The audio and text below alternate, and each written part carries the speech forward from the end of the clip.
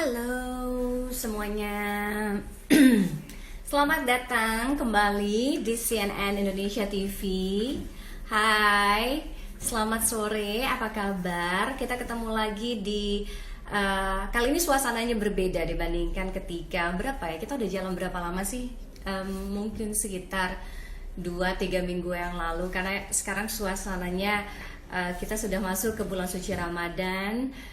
Jadi saya juga belum mengucapkan karena belum ini ya, apa namanya, sempat untuk Instagram live di masa-masa bulan suci. Selamat menjalankan ibadah puasa. Semoga ibadah puasanya, ibadah Ramadannya tahun ini lancar dan juga dimudahkan ya. Nah, ngobrol di rumah bareng se-Indonesia selama bulan Ramadan ini memang hadir lebih awal, jam 16, jam 4 sore. Kita setiap hari masih hadir menemani seluruh followers, seluruh pemirsa CNN Indonesia di Ngabuburit, ngobrol di rumah bareng CNN Indonesia ya. Kenapa dimajuin jam 4? Banyak juga kemarin DM saya gitu ya, nanya kenapa sih Kak kok misalnya dimajuin gitu jam 4 gitu.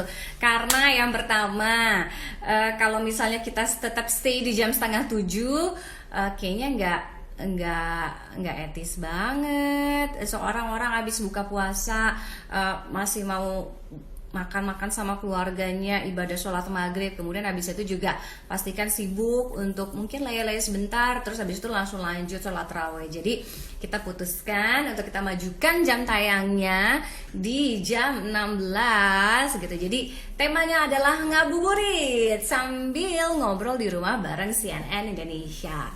Saya mau nyapa dulu buat teman-teman yang udah hadir sore hari ini. Hai semuanya, apa kabar? Wow, senang banget ya kita ketemu lagi. Ayo dong semuanya merapat ya. Kita merapat.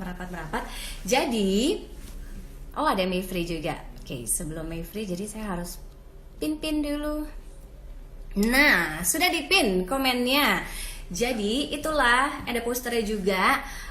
Hari ini ngabuburit ngobrol di rumah se-Indonesia akan kehadiran 2 narasumber, 2 tamu, yaitu yang pertama ada Mbak Ika Dewi Maharani. Dia adalah relawan perawat sekaligus sopir ambulans COVID-19. Dan yang kedua ada Mas Ipong Hakim. Jadi Mas Ipong Hakim ini adalah salah satu anggota dari TRC atau Tim Reaksi Cepat BPBD Yogyakarta, yang juga ditugaskan selama masa penanganan COVID di Yogyakarta ini sebagai pengubur jenazah COVID-19 ya.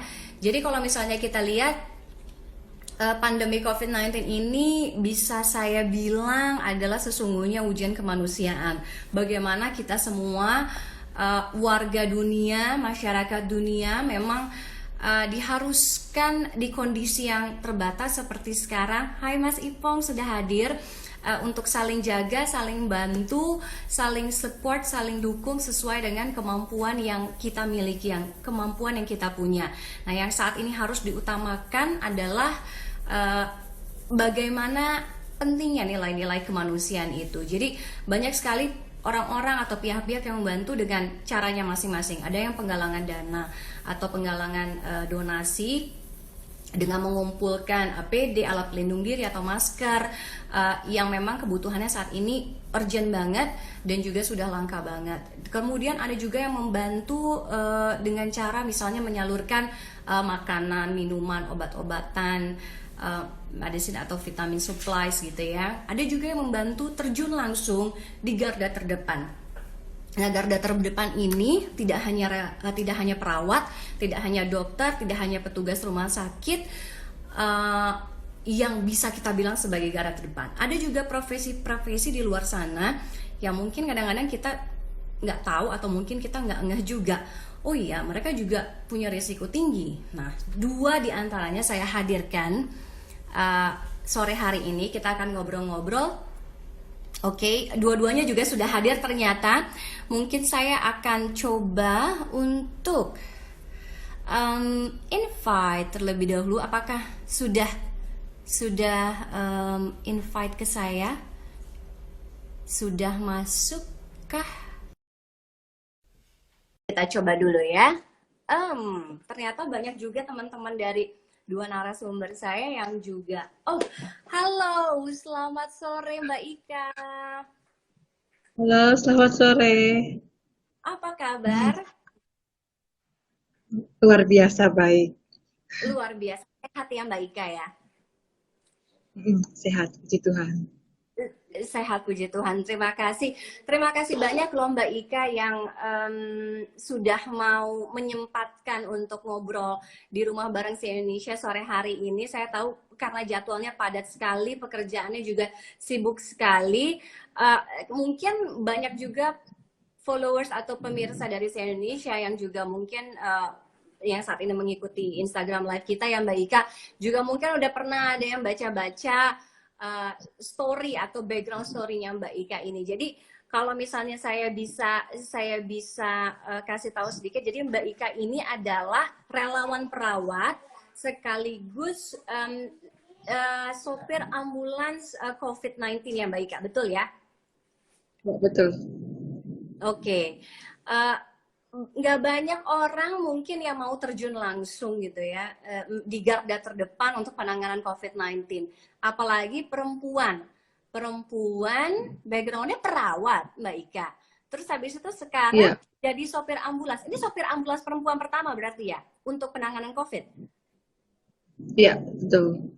Oke, gimana Jadi kita akhirnya? itu nggak hanya supir juga, tapi juga kita juga perawat. Jadi kita saat rujuk pasien itu, kita operan sebagai perawat. Setelah itu kita juga lihat klinis pasiennya.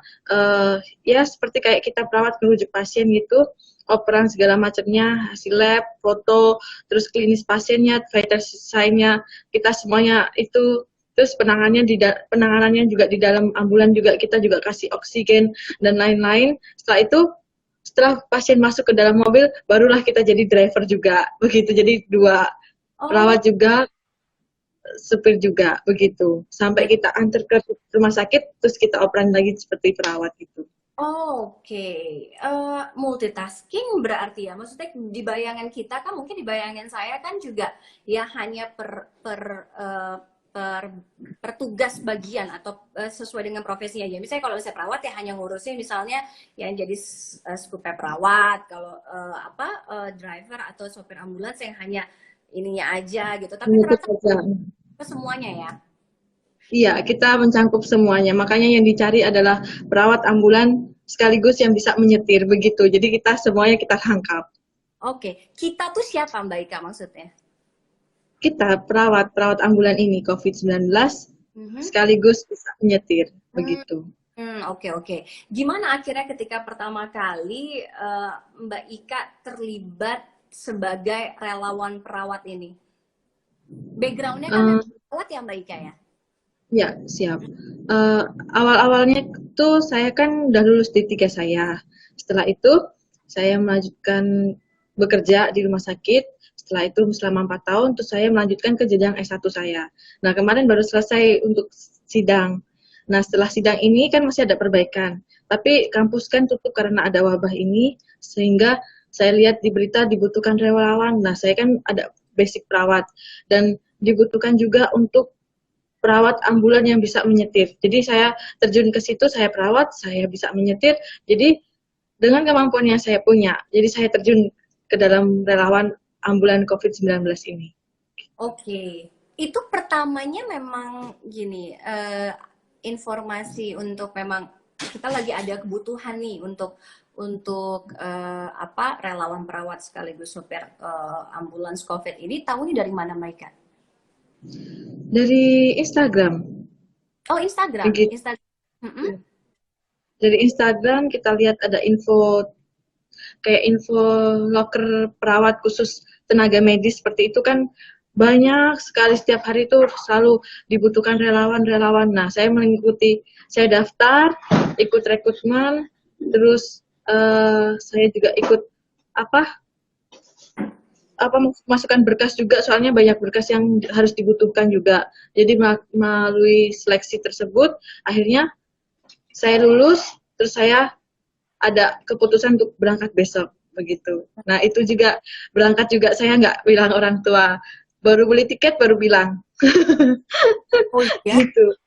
Iya, Jadi beli ketika tiket Heeh. besoknya mau berangkat saya baru telepon orang tua, ma aku mau ke Jakarta gitu, dari Surabaya ke Jakarta. Soalnya Oh, kan mama saya kan di Halmahera Barat situ. oke. Jadi mama, orang tua, keluarga nih taunya ya Mbak Ika lagi menyelesaikan studi aja, sekolah ya di Surabaya. Jadi Iya. nggak pernah sama sekali kasih teaser gitu. Wah, kayaknya mungkin tertarik nih untuk berangkat ke Jakarta untuk bantu COVID yang ada di Jakarta. Itu sama sekali mama nggak tahu. Nggak tahu, nggak tahu. Bahkan saya berangkat itu sebenarnya nggak disetujuin. Nah, karena saya sudah beli tiket dan saya sudah tanda tangan kontrak, jadi mau nggak mau saya harus berangkat. Dan aku kasih tahu ke mama, kasih pengertian ke mama bahwa aku ini perawat, aku ini harus melayani, mah. Bagaimanapun, mau dengan kondisi pasien seperti apapun, mau COVID, mau apa, tetap kita nggak bisa pilih-pilih pasien. Kita harus melayani pasien dari awal sampai akhir gitu. Harus terima. Oke. Dan kata-kata atau kalimat pertama dari mama waktu itu tidak, nggak boleh. Nggak. Dibilang gila kok malah. Karena segila kan mau berangkat ke Jakarta. Kamu tahu kan Jakarta itu sarangnya corona, gitu. Terus ya tetap kan kita pakai APD mah, kita pakai ada SOP-nya. Jadi kan kita juga safety. Kalau kita nggak safety, nggak mungkin kita terjun ke pasien. Kita harus safety diri kita sendiri dulu, baru kita amankan lingkungan termasuk pasien. Sampai akhirnya mama waktu itu ya udah rela ikhlas aja untuk Mbak Ika nih pergi ke Jakarta, gimana? Ya, karena saya kasih pengertian. Terus juga kita kan punya Tuhan. Tuhan pasti akan lindungi kita. Mau dimanapun, mau pekerjaan apapun, resiko sebesar apapun, pasti Tuhan akan lindungi. Jadi nggak perlu takut. Dan selagi kita berdoa, kita juga harus mematuhi SOP yang ada, mematuhi APD yang lengkap. Kita harus lengkap, nggak bisa asal-asalan lepas APD seperti itu. Jadi ya udah, dengan jalan Tuhan saya berangkat. Akhirnya mama setuju. Oh, jadi emang bener-bener modal nekat banget ya, sampai nggak ada ibaratnya nggak ada restu dari orang tua tetap jalan. Oke. Akhirnya tetap restuin, mau gak mau. Oh, nggak mau ya. Tapi gini, pertama kali apa yang membuat Mbak Ika akhirnya gini, Mama, ini kan restu orang tua ini penting banget kan ya, mau bekerja, mau rumah tangga, mau apapun itu penting banget. Ketika orang tua masih setengah-setengah gitu, terus abis itu ini pengalaman baru, Mbak Ika juga baru menyelesaikan studi gitu. Apa yang membuat Mbak Ika terpanggil sih gitu? Kan Ya, risikonya besar banget loh Mbak. iya, yaitu resikonya besar. Pokoknya kalau saya sebelum saya berangkat gini, kalau saya pulang antara dua, tinggal nama apa saya bisa pulang dengan utuh itu aja. Dan kita juga pikirin, iya, kita kan lihat banyak teman-teman kita udah terpanggil karena mau melayani, Benar.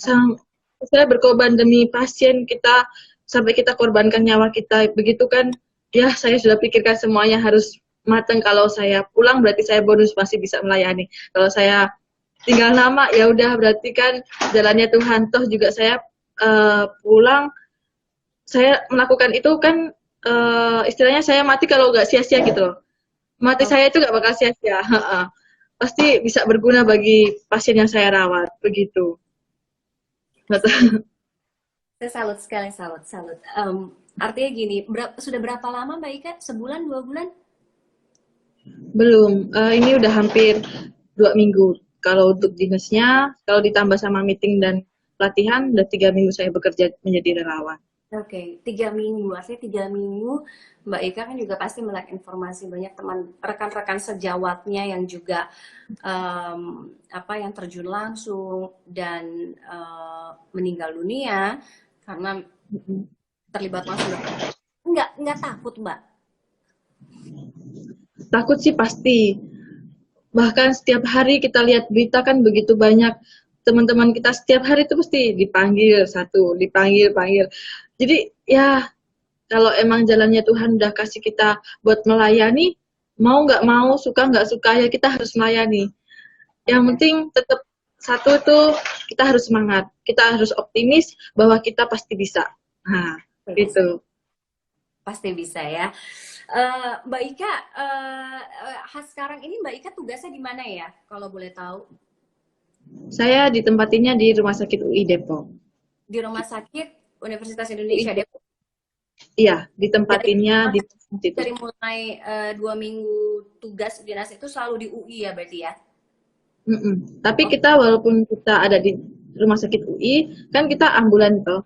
Nah, nanti kalau ada pasien rujukan dari misalnya kayak kemarin itu di salah satu rumah sakit di Pondok Bambu, mau rujuk ke Wisma Atlet, nah kita juga backup. Jadi nggak hanya membackup untuk rumah sakit UI saja atau nggak di Depok, kita juga membackup Jabodetabek gitu. Kalau ada panggilan di luar, kita juga backup begitu.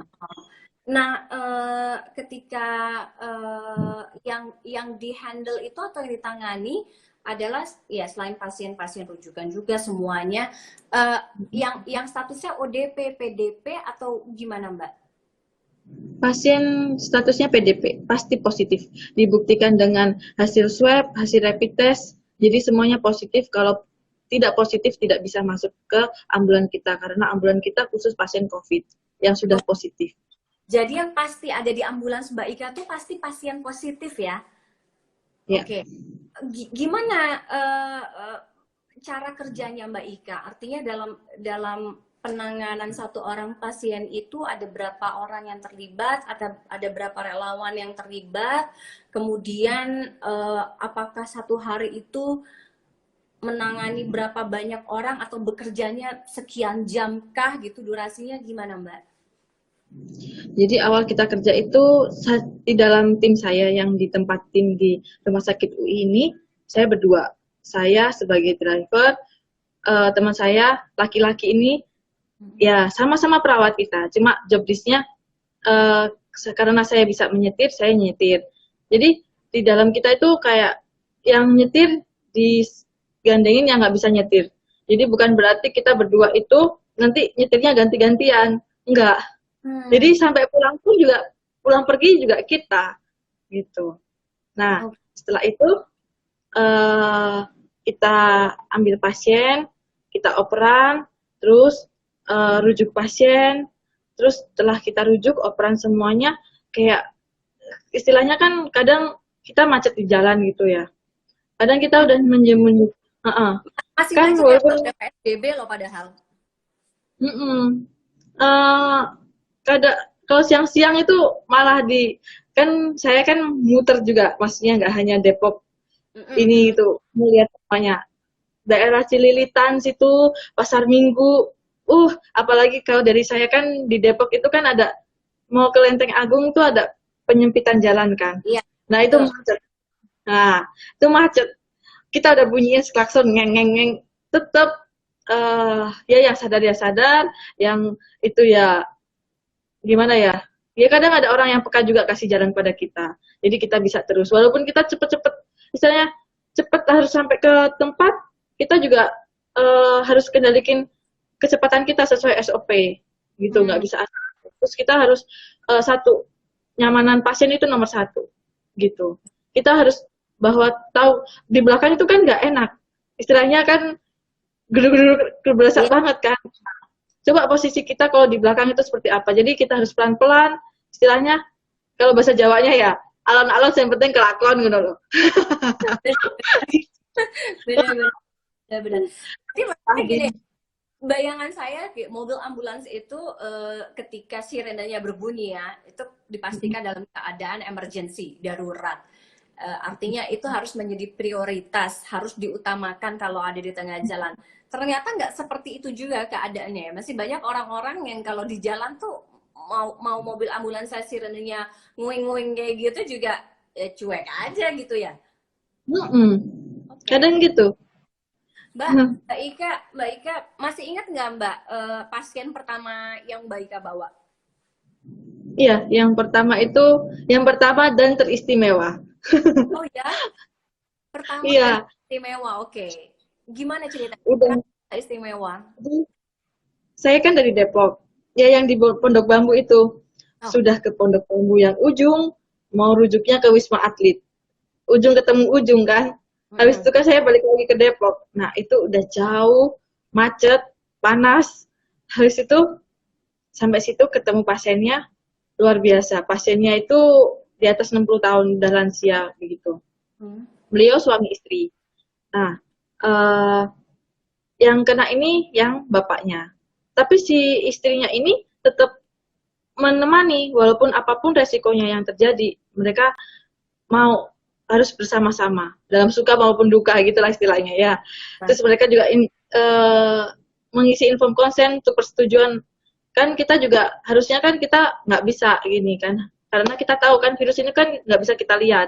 Kalau ibu nanti masuk ke dalam mobil kami, nanti ibu resiko terpapar. Tapi beliau bilang saya tetap menemani suami saya. Udah di situ udah tambah so sweet. Terus habis itu sampailah ke Wisma Atlet. Nah, itu sampai Wisma Atlet itu udah jalannya Pak macet, terus kita tetap infokan ke pasiennya. Jadi saya harus pelan-pelan kan, orang lansia kan kadang gedebuk sedikit kan hmm. udah nggak Hmm. nyaman kan.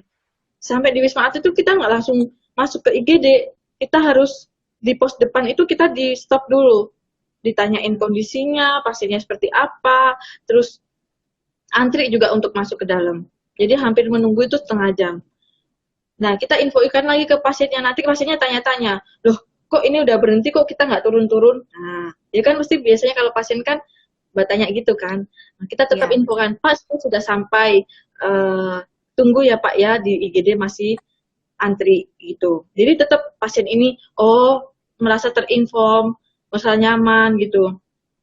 Oh saya ini diperhatikan gitu loh. Pasien kan walaupun di belakang kan kita harus inform terus. Benar. Nah, sampainya di rumah sakit setelah operasi semuanya sama perawat itu aja masih mengantri lama. Kalau belum selesai operasi semuanya kita nggak bakalan buka pintu itu. Jadi begitu pintu dibuka itu pasien langsung masuk ke dalam. Jadi biar nggak bertunggu di luar gitu. Nah, sampai di selesai operan pasien keluar dan pasiennya bilang ke kita dengan senang, dengan senyum, dia bilang, semangat Yesus ya, makasih udah nganterin kita sampai sini, tetap semangat Yesus ya, gitu. Jadi kita senang dengan pelayanan suster. Dia bilang gitu, ya ampun, lah itu di situ kalau pasiennya semangat, kita harus lebih semangat, walaupun kita capek, pakai APD lengkap, menyetir, toh Walaupun kan. takut juga ya, khawatir semuanya, tapi langsung apa ya? Rasanya tuh langsung plong gitu ya, ngeliat pasien dengan keadaan atau ekspresi yang seperti itu ya. Oke, oke, Iya. oke.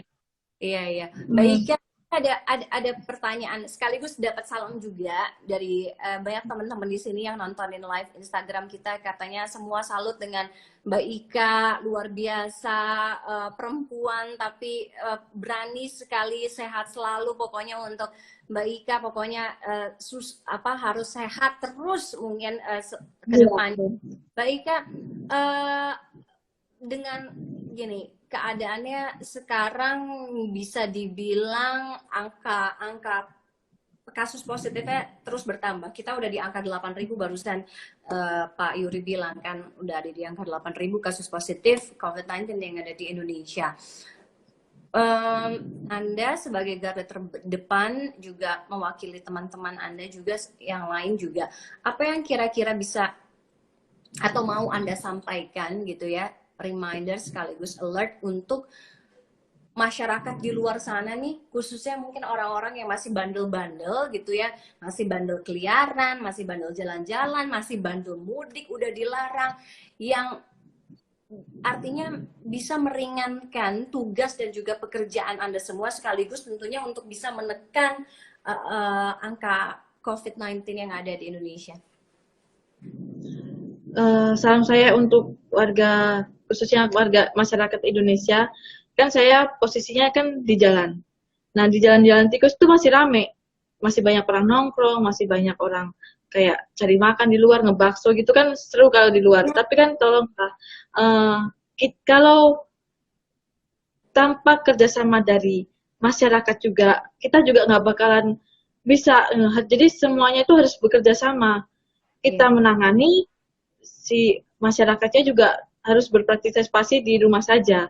Apapun mau aktivitas apapun kita lakukan di rumah, bekerja semuanya seperti anjuran pemerintah juga. Jadi biar kita itu kerjanya, oh ya, kalau masyarakatnya mendukung, kita tambah semangat begitu. Walaupun Pesan mudik, nakal-nakal apa Mbak? kenapa? Pesannya buat yang masih bandel-bandel di luar sana apa? Gini, nggak usah nongkrong, nggak takut tak sama COVID. Sayangi diri kita, selagi kita masih bisa di rumah saja. Kan ada sosmed, bisa sosmedan aja di rumah, gitu. Oke, bisa sosmedan aja di rumah sambil mungkin setiap hari nonton Instagram live kita ya. Oke deh, Ya. terima kasih Mbak Ika sudah bergabung dengan live Instagramnya si Indonesia TV, ngabuburit ngobrol di rumah bareng si Indonesia. Terima kasih untuk sharing kisahnya, luar biasa. Kayaknya kita kalau misalnya dengar cerita Mbak Ika, kita ngerasa kecil ya, justru kita nggak ada apa-apanya, dan tapi ini bisa jadi booster juga motivasi kita untuk berbuat kemanusiaan yang juga lebih besar lagi. Baik, terima kasih ya Mbak Ika ya sudah bergabung dengan kita ya. Pokoknya sehat terus, semangat Amin. ya. Pokoknya ya kita semua inilah salut dengan Mbak Ika dan juga teman-teman sejawatan. Terima kasih Mbak Ika sudah bergabung dengan kita ini. Dah. Iya. Oke. Oke, aduh nggak kerasa ya, ternyata saya ngobrol udah 25 menit, maaf Mifri. Mifri ini kiper saya, karena asik banget, apa, ya dengerin ceritanya masih banyak yang pengen kita gali sebenarnya, tapi dari se dari kisah yang mungkin ya 20 menit, 25 menit tadi di-sharing oleh Mbak Ika, dia salut banget ya, maksudnya ya itu tadi, nggak dapet awalnya nggak dapat terus dari orang tua, kaget malah nggak bilang gitu, tapi nekat juga kasih pengertian ke orang tua, justru yang di lapangan kondisinya beda dari yang dipikirkan, tapi tetap terus jalan, ya itu tadi atas nama kemanusiaan. Oke, thank you Mbak Ika. Nah, saya masih ada satu narasumber lagi, selain Mbak Ika, saya ada Mas Ipong Hakim. Jadi Mas Ipong Hakim ini adalah salah satu anggota dari TRC BPBD Yogyakarta. Saya mau cek dulu apakah Mas Ipong sudah bersama kita kah? Oke. Apakah Mas Ipong sudah meng-add saya? Oke. Lagi dengan Mas Ipong. Apakah Mas Ipong sudah bergabung kembali, Mas Ipong? Halo Mbak. Halo, Mas Ipong dengar nggak sih suaranya? Karena gambarnya masih Dengar. muter-muter. Gambarnya masih muter-muter di Kalau aku nih. Tapi suaranya ada ya? suaranya jelas sih kalau suaranya Mbak. Oke, ya udah nggak apa-apa ya. Sambil kita ngobrol aja. Yang penting kan suaranya apa namanya udah jelas ya. Halo? Halo. Sudah Ya. jelas kok suaranya. Oke, Mas Ipong. Mas Ipong boleh cerita nggak sih Mas Ipong? Mas Ipong ini kan anggota TRC BPBD Yogyakarta ya, tim reaksi cepat BPBD Yogyakarta ya. Iya, betul. Oke, kok akhirnya bisa ditugaskan sebagai tim yang mengurusi pemakaman atau penguburan jenazah COVID Mas yang ada di Yogyakarta? Jadi kan awalnya itu kemarin kan kita kan ini istilahnya kita jadi pos pendukung ini gugus tugas di TRC-nya gitu kan. Dan untuk saya karena saya dan teman-teman kan anggota TRC gitu. Nah, pada awalnya kita kan tugasnya cuman pada awalnya sih cuman semprot-semprot disinfektan itu kemarin-kemarin. Tapi semakin kesini kan tugasnya jadi bertambah untuk yang tim istilahnya teman-teman itu tim kubur cepat gitu. Jadi tim yang turun jenazah pada awalnya kemarin ada ini apa namanya pasien yang meninggal itu, Mm-mm. terus nggak ada yang berani nguburin pada awalnya di situ. Terus dari kami inisiatif, ya udah kita aja yang nguburin nggak apa-apa. Itu dari Oke. awalnya. Sampai akhirnya sampai Ada sampai hari ini pun masih ini. terus kayak gitu. Hmm, Kita masih sering dapat ini bagian untuk nguburin. oke. Mas Ipong, kapan itu ketika pertama ada pasien meninggal, kemudian di daerah mana yang keluarganya juga sendiri tidak berani untuk menguburkan? Itu kapan? Gimana gimana Mbak? Kapan Jadi itu yang tadi yang pertama yang ada pasien COVID yang meninggal tapi tidak berani dikuburkan, jadi akhirnya Mas Ipong dan tim yang menguburkan. itu kira-kira kalau untuk tanggal pasti saya udah lupa sih, paling sekitar hampir udah hampir sebulan yang lalu kayaknya itu Mbak. Oke. Kalau nggak salah. Kenapa Ya, kenapa nggak berani nguburin Mas keluarganya? kalau apa namanya? Kalau untuk kita sih untuk penggalian memang emang udah dari istilahnya dari pengurus makamnya yang penggalian makamnya. Cuman kalau tugas kita kan cuman jadi kita datang misal meninggal di rumah sakit, kita datang ke rumah sakit, ya kan, Hmm.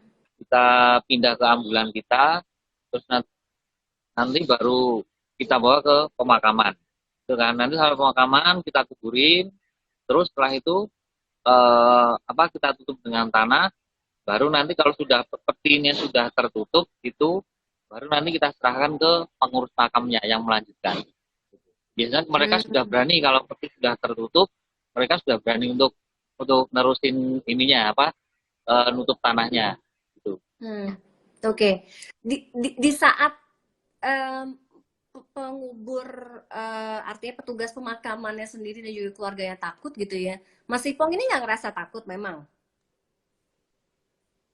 Enggak itu, enggak Enggak? enggak enggak takut sama sekali itu. Malah Oke. kadang kalau teman-teman yang di sini itu malah ini kan kita eh jadi kan pemakaman kan kita bikin per tim. Jadi tim namanya kan tim emergency gitu. Tim emergency Mm-mm. kita nyebutnya tim emergency 1, 2, 3 gitu. Jadi sebelum dibikin tim itu malah kita saling rebutan mau ikut makamin jenazah-jenazah yang kena COVID itu. Oh iya? Jadi kita malah nggak takut dia. Oke. Kenapa gini? Padahal udah dibagi-bagi gitu tugasnya, justru malah di saat orang-orang lain banyak yang nolak, banyak mungkin warga sekitar tempat pemakaman umum yang nolak atau keluarganya sendiri pun juga takut untuk menguburkan gitu ya kan, sekarang juga banyak ceritanya tuh Mas Ipong. Kok Mas Ipong sama temen-temen gini malah nggak punya eh, ketakutan, kekhawatiran gitu, malah yaudah deh gitu, saya aja gitu. Apa sih yang membuat Mas Ipong ini terpanggil untuk sampai akhirnya seperti itu, Mas? Ya kan kalau kalau saya pribadi itu kalau namanya orang meninggal kan secepatnya harus dikuburkan ya. Itu harus segera disempurnakan kalau Hmm. namanya orang meninggal. Jadi ya cuma itu aja. Jadi biar biar tersempurnakan aja jenazah-jenazahnya itu. Tuh, kasihan nanti kalau dia lama-lama nggak ada yang ngurusin atau nggak ada yang ngumpulin malah kasihan. Kalau saya gitu aja sih. Namanya Oke. juga apa? Dia juga sebelumnya juga sama kita, dia juga punya nyawa terus dia meninggalkan kasihan kalau nggak segera dikuburkan. Jadi benar-benar atas nama kemanusiaan itu ya. Eh, Ya.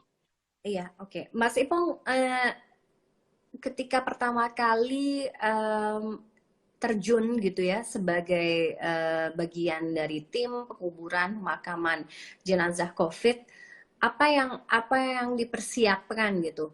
Kalau kita lihat itu kan sebenarnya protap atau protokol kesehatannya itu kan harus pakai APD, kemudian apa namanya, kita ngebayang aja ya pakai APD nguburin atau ngangkat jenazah gitu, kondisinya siang-siang panas atau segala macam, dan APD itu juga pasti kan mungkin apa ya, suatu kelengkapan yang baru gitu, yang mungkin baru Mas Ipong mungkin tahu APD bentuknya begitu, tapi kan cara makainya mungkin nggak pernah tahu gitu. Artinya pertama kali tuh gimana Mas Ipong yang dipersiapkan? Kalau dari tim kita itu memang sudah ditekankan dari awal, nggak, jadi mulai dari kita masuk jadi apa namanya tim pendukung gugus tugas itu, jadi yang penekanan pertama dari kita kan ininya keamanannya kita sendiri, jadi safety first-nya dulu. Jadi kita harus Hmm. safety dulu sebelum kita turun ke lapangan, entah itu cuma sekedar kita cuma nyemprot disinfektan atau kita berurusan dengan jenazah, tapi penekanan di kita harus safety dulu. Kalau kita nggak safety, kita nggak boleh berangkat gitu. Hmm. Jadi Oke. kita harus aman di kita sendiri, baru kita boleh menangani yang lain. Oke. Harus aman di diri kita sendiri. Termasuk artinya Ya, gini, aman.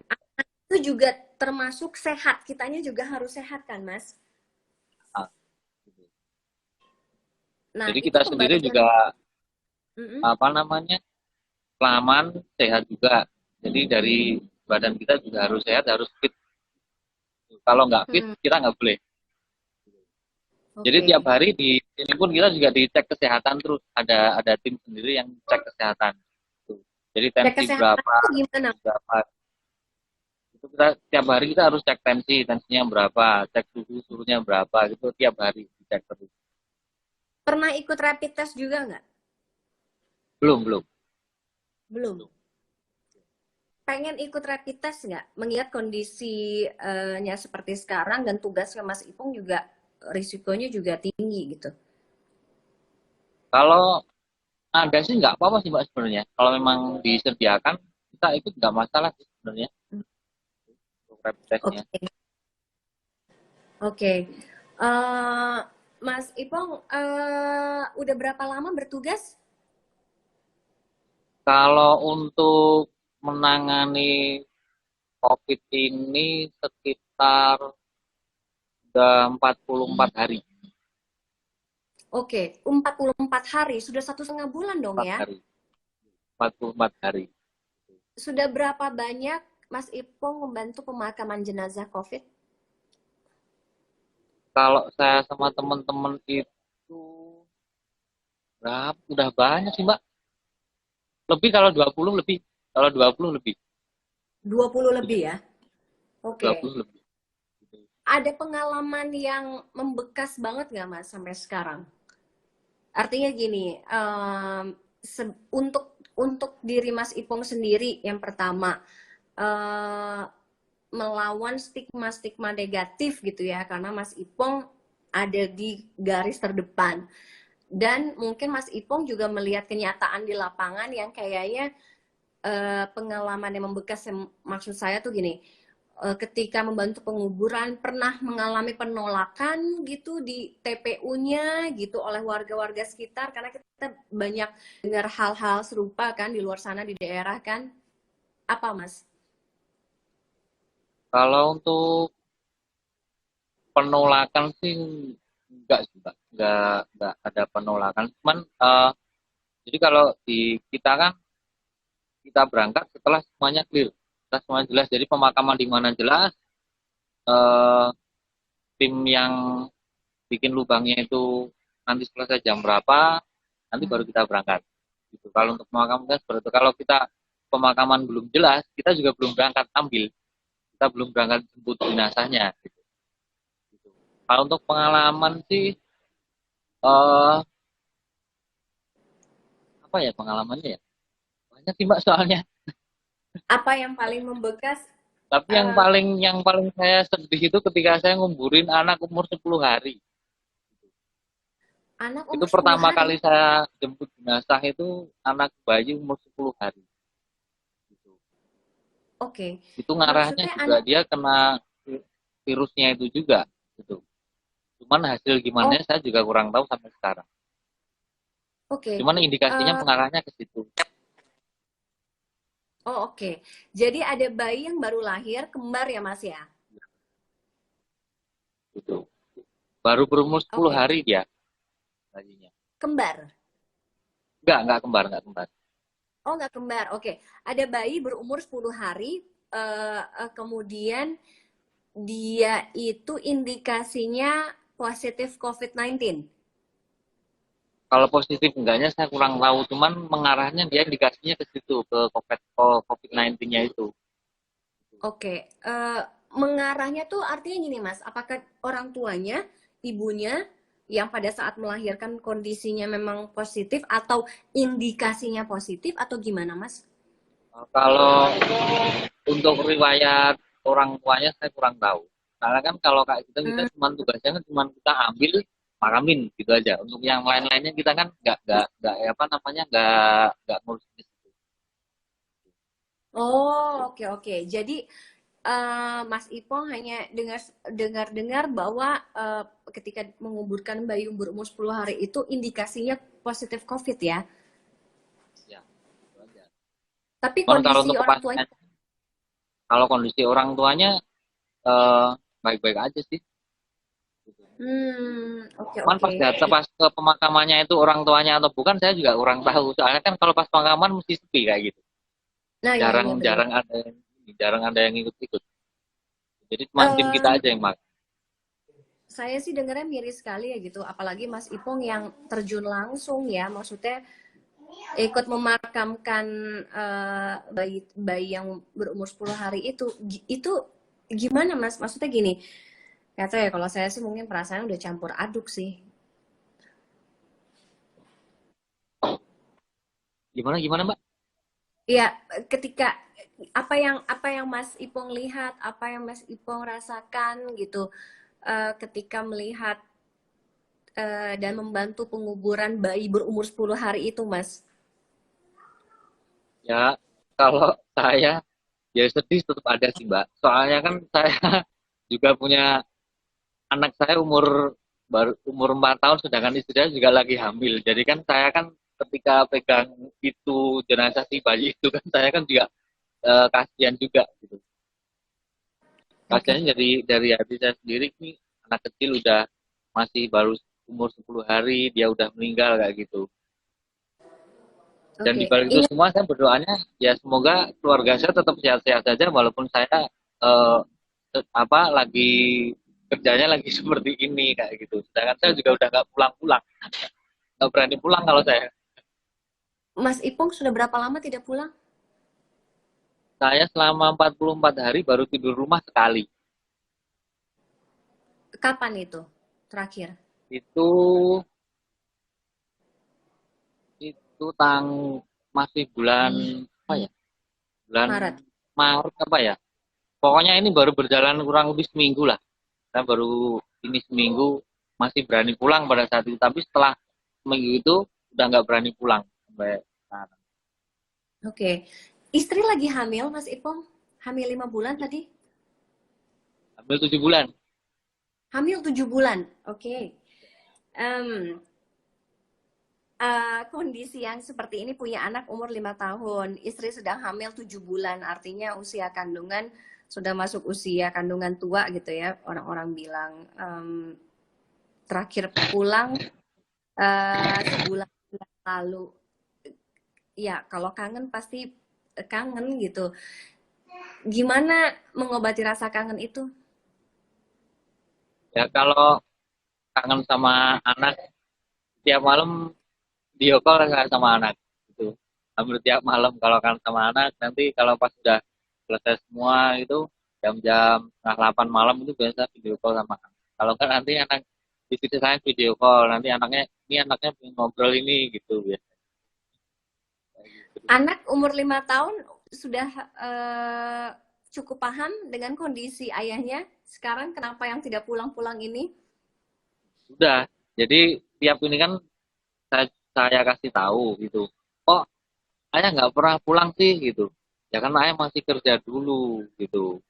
Ayah masih kerja dulu, ayah belum boleh pulang. Nanti kalau ini coronanya udah hilang, nanti ayah baru bisa pulang. Saya ngomongnya gitu sama anak saya. Oke. Bagaimana juga menjelaskan ini pada istri, pada keluarga gitu kan? Artinya gini, Mas Ipong berkorban sangat besar artinya gini, melakukan tugas kemanusiaan di atas kepentingan keluarga. Artinya gini, jauh dari istri yang sedang hamil 7 bulan, yang harusnya didampingi gitu ya sekarang, kemudian anak pun juga seperti itu, masih kecil 5 tahun gitu. Em, Gimana menjelaskan ini kepada keluarga, khususnya istri gitu? Apakah istri pernah marah atau ngomel gitu? Nggak, udah deh masnya nggak usah kerja kayak gitu gitu, kerja yang biasa-biasa aja jadi bisa hidup sama keluarga normal kayak gitu nggak mas? Enggak sih Mbak, kalau kalau istri saya itu alhamdulillah dia paham, paham dengan dunia saya gitu. Jadi Hmm. memang sebelum-sebelumnya kan udah sering saya tinggal ketika ada apa namanya, penanganan bencana, itu kan mesti saya tinggal minimal kalau kita berangkat ke penanganan kebencanaan kan 3 kali 24 jam. Jadi Hmm. udah nggak sekali 2 kali saya tinggal ini apa pergi untuk apa urusan kebencanaan gitu. Jadi kalau istri saya sih paham, saya keluarga semuanya paham. Jadi memang dari dulu memang dunia saya seperti ini. Jadi mereka udah tahu semua. Jadi Bersyukur berarti sebelum ya saya punya. ngasih tahu mereka malah udah tahu sendiri biasanya. Oh iya, jadi bersyukur ya mas punya keluarga yang pengertian, yang paham, yang mendukung penuh dengan totalitas lah ya untuk pekerjaan Mas Ipong ya. Mas Ipong terakhir Mas Ipong, em, em, di tengah kondisi yang seperti ini yang harus diutamakan adalah tugas kemanusiaan karena pandemi ini adalah sesungguhnya ujian kemanusiaan. Apa yang mau Mas Ipong sampaikan? Uh, Simpel aja sih Mbak, kalau mengenai pandemi ini ya ini aja apa namanya, uh, yang penting tetap di rumah aja, jaga kesehatan gitu. Kalau emang nggak boleh pulang kampung, nggak boleh mudik ya jangan maksa. Yang penting pokoknya jaga kesehatan sesuai anjuran atau sesuai protokol dari pemerintah. Itu aja yang gitu. Jangan sampai nanti tim kita yang jemput. Kalau situ-situ pada ngeyel nanti jangan sampai tim kita yang jemput.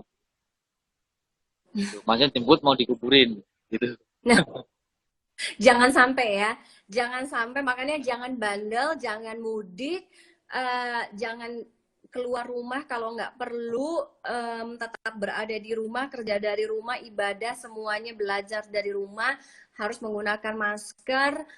Jangan sampai nanti yang masih bandel-bandel ini justru dijemput oleh Mas Ipong dan tim ya pokoknya ya. Itu yang paling penting harus dicamkan ya. Ya, Oke. Terima kasih Mas Ipong sudah bergabung dengan Instagram Live Ngobrol di Rumah bareng Sian Indonesia ya kali Mbak. ini. Salam hormat saya buat teman-teman di TRC BPBD Yogyakarta, rekan-rekan sejawat Mas Ipong. Salam hormat saya juga untuk istri, untuk keluarganya yang sudah luar biasa mensupport, mendukung dan memberikan pengertian yang luar biasa untuk pekerjaan Mas Ipong. Mas Ipong ya juga yang paling penting harus sehat selalu ya Mas Ipong ya. Ya, ya Mbak, ya. Ya. Baik. Terima kasih ya Mas Ipong. Terima kasih sekali Ya, lagi. Selamat. sama-sama Mbak. Terima kasih sama-sama. Ya. Oke, itu tadi atau ya, buat saya ya ini benar-benar ujian untuk kita semua. Pandemi ini merupakan ujian besar untuk kita semua. Yang paling penting ujian kemanusiaan gitu. Seberapa besar kita masih memiliki rasa dan naluri kemanusiaan untuk saling membantu di tengah pandemi ini. Oke, ya nggak tahu saya speechless gimana dong. speechless. Intinya kita harus saling bantu, saling tolong, saling jaga, saling support.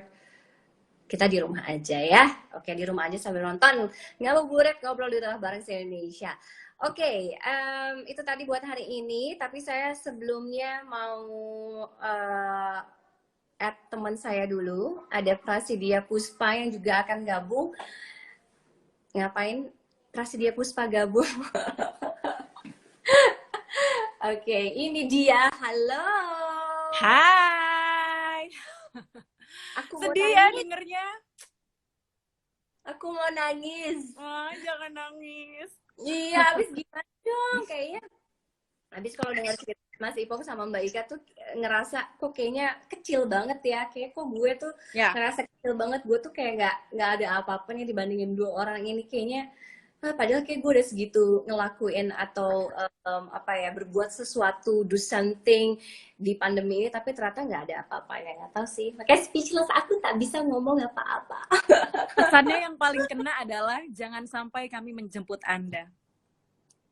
Itu paling penting ya. Yes, ya. Jangan bandel pokoknya, jangan sampai nanti dijemput sama Mas Ipong, dijemput pakai ambulans terus habis itu dikuburin, intinya itu aja. Oke. Ada Prasidya Puspa. Jadi Puspa ini besok akan siaran di Ngabuburit, ngobrol di rumah bareng si Indonesia. Wow, ini menarik sekali tanya. Tadinya saya mau pakai ini, ada clue-nya gitu, cuma ternyata nggak bisa saya, nggak cocok nih. Ada clue-nya tapi nggak bisa. Ada clue-nya. Aduh, orang nggak ngerti maksudnya begitu tuh ngapain gitu. Coba. Jadi ya udah deh, kayaknya Puspa aja deh yang ngomong. Jadi apa besok? Oke, besok nih di ngobrol di rumah bareng CNN Indonesia, nanti saya akan ngobrol bareng sama, kalau minggu sebelum-sebelumnya sama Kang Emil ya. Nah, yang ini sama... Ini spesialis kepala daerah kayaknya. Kayaknya gitu deh. Ajak main game pokoknya sama kepala daerah ya. Nah, besok akan ngobrol bareng sama Pak Emil Dardak. Assalamualaikum. Saya berusaha untuk jadi Ibu Arumi Basin dari tadi, tapi ternyata nggak bisa. Beliau sungguh luar biasa ya. Saya nggak bisa dandannya kayak Ibu Arumi. Aduh, Pak Emil. Tapi semoga besok ya? Pak Emil mau share bagaimana sih upaya percepatan penanganan COVID-19 di Jawa Timur. Terus ngabuburit ala Pak Emil Dardak tuh seperti apa di rumah. Mungkin besok bisa ketemu sama KW saya. Enggak, bukan ya? Ibu Arumi Basin. KW-nya. Aduh. Saya excited banget. Besok akan ngobrol-ngobrol sama Pak Emil. Semoga lancar ya. Semoga kita juga bisa gali informasi apa saja yang bisa jadi apa namanya? Jadi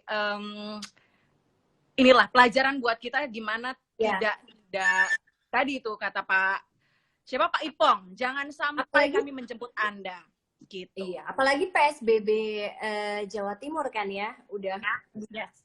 Iya kan, jadi besok bisa ngobrol-ngobrol juga gimana sih Pemprov Jawa Timur, Pak Emil dan juga ya Bu Kofifa gitu, Pak Emil atas nama Bu Kofifa dan juga Pemprov Jawa Timur ya, untuk pemberlakuan PSBB ada di Jawa Timur. Jam berapa besok? 16 ya? Besok jam 16 waktu Indonesia Barat, jadi stay tune di @CNN Indonesia. Tanya PD yang luar biasa, Cupa. Terima kasih Aldi, namanya juga saya. Jadi sampai ketemu besok ya. Besok kita lihat ada gimmick apa dari saya. Assalamualaikum. Ya udah. Aduh ya Allah. Makasih ya Cupa ya. Dadah. Buka puasa. Selamat buka puasa. Oke, itu dari rekan saya yang halu. Jadi besok akan ngobrol di rumah bareng si Indonesia, yaitu kita akan kedatangan Emil Dardak, Wakil Gubernur Jawa Timur. Mungkin dengan Ibu Arumi, nggak tahu ya, mungkin juga ya. Tapi besok ya jam 16 di @CNN Indonesia, bukan di akun. Jadi besok akunnya @CNN Indonesia jam 16 bersama Pak Emil Dardak dan Puspa Basin mungkin. Oke, Tiffany Raitama pamit. Selamat ngabuburit, selamat berbuka puasa. Semoga hari ini lancar ya sampai jam 6 nanti ya. Ketemu lagi besok. Dadah.